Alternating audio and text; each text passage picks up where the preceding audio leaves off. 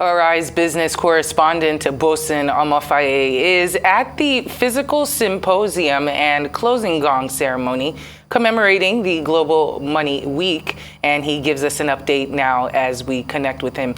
Thank you for joining us so much. Could you share what's happening where you are, Mr. Bosin?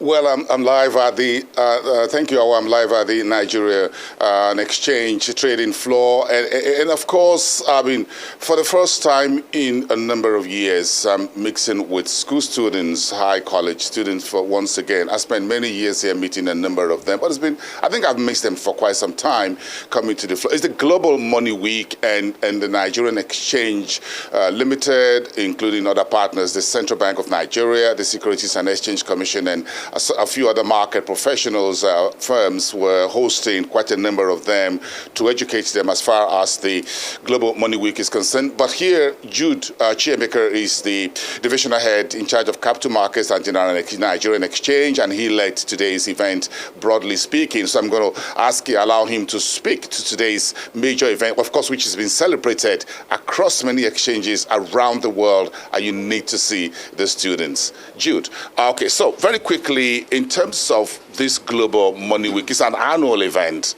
What makes this year's week-long event special around the theme, plan your money, plan your future? Thank you very much. It's always to speak to you around capital markets development initiatives. At the NGX, we're really committed to financial literacy, and so the theme of this year really resonates with us very well, just like you said.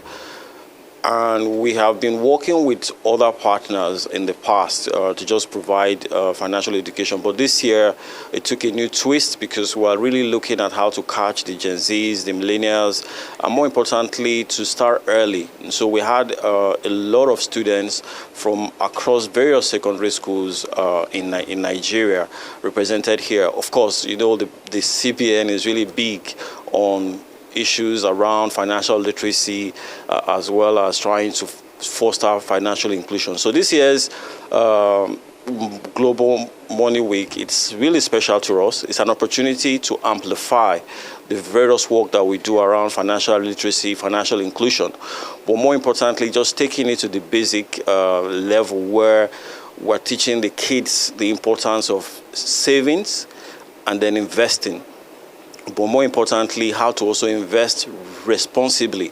So there's a twist of sustainability to today's learnings. So money is good, but it's not so much about just making money. It's not the end that justifies the means. We also have to be careful. We have concern about environment, how we invest to ensure that the environment is also safe for us in the long term.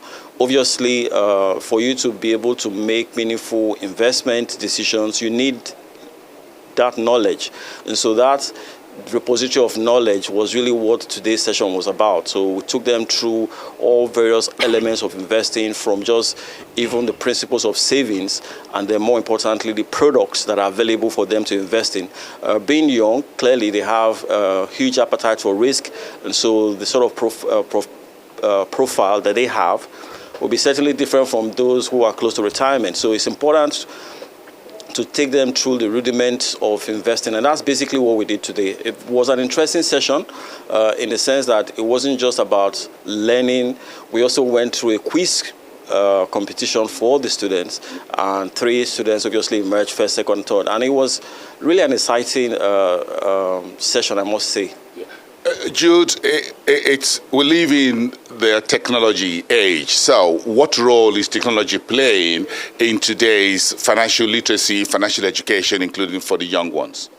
Exactly, which is really the heart of the conversation today. So we just recently concluded an event around how do you get your dividends and when you invest in the market. And you see the problem of unclaimed dividend largely stems from the way people approach the market. If you're doing it manually, in terms of how you open your account, in terms of how you trade and transact, it's likely to result in such inefficiencies. But what we have done at the exchange is to create that digital gateway that allows you to plug in. It's almost like a plug and play play from the way you open your account, the way you interface with your trading license holders. And by the way, we had 2 trading license holders today partner with us to just provide insight as to how they can practicalize what they have learned in the sense of how do you open an account. So there's a mobile app available at the NGX. We have the X Mobile that provides all that information that people need to be able to transact in the market.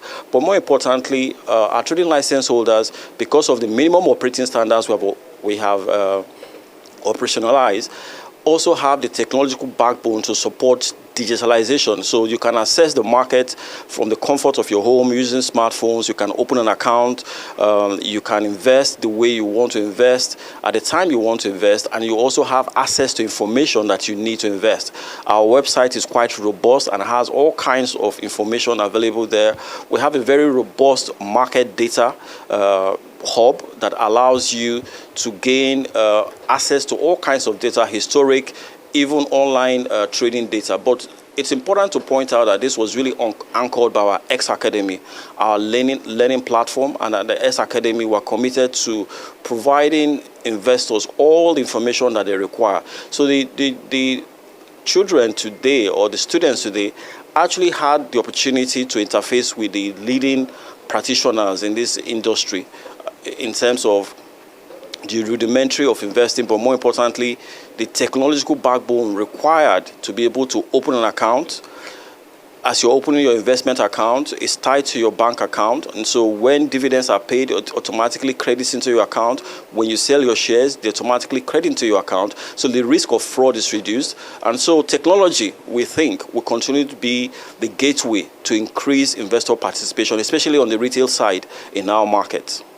All right. Thank you so much, Jude Chiemeka, the divisional head, capital markets at the Nigerian Exchange Limited here in Central Lagos. Awa and Tokwe, back to you. Well, Arise business correspondent, Bosi Omofaye, thank you so much for that.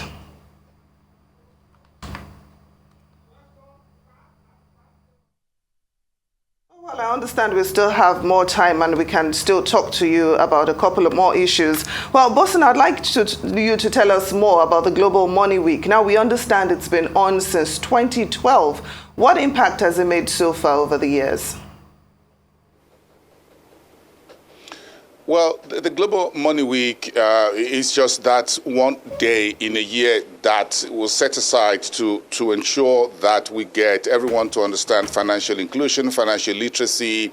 If you look at the world, specifically speaking, if you look at the developed markets of the Western world, Europe, United States, then you go to emerging markets in Asia, Pacific region, then you come to the rest of the world around the Middle East, and of course the developing markets, you find out that we have a very huge market and huge number of population of billions of people around the world who live around the developing markets, or what you call the frontier markets, where Nigeria actually belongs. So when you look at the size of 200 million Nigerians and you look at the number of the banks, the unbanked, and those who are excluded, how many millions of Nigerians are investing in the market, for example, a very huge youthful population. So you need more Nigerians to invest in the market. You need more people to understand financial literacy.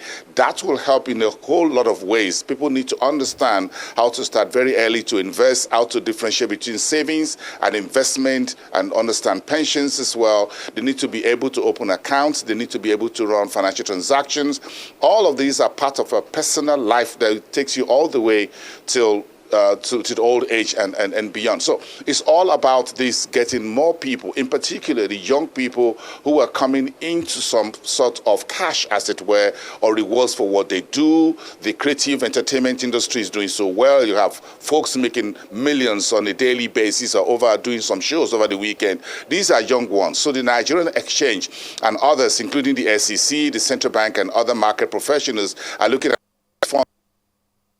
without them just being spent on entertainment and alcohol and a few other things like that. So we need to get a whole lot more domestic capital pulled together from these young ones before they are all wasted on non-essentials, so they can plan for their advanced age. They can invest in the economy, they can go into entrepreneurship, and they can also become market professionals, as the case may be. The more capital we can mobilize locally, the better for us. If you look at the structure of the Nigerian market, it used to be 70-30 in the pockets of the foreign investors. Now we're talking about Nigerian and local investors, both retail and institutional, taking the commanding heights of the Nigerian market. So I've seen this dynamism change over the years, and that means that we need a whole lot more. 200 million people, if we all invest 1 naira a day, if you multiply that 365 days a year, you can do the numbers by yourself. Talk well. Well, Bosun Omofaye, thank you so much for giving us that update at Global Money Week.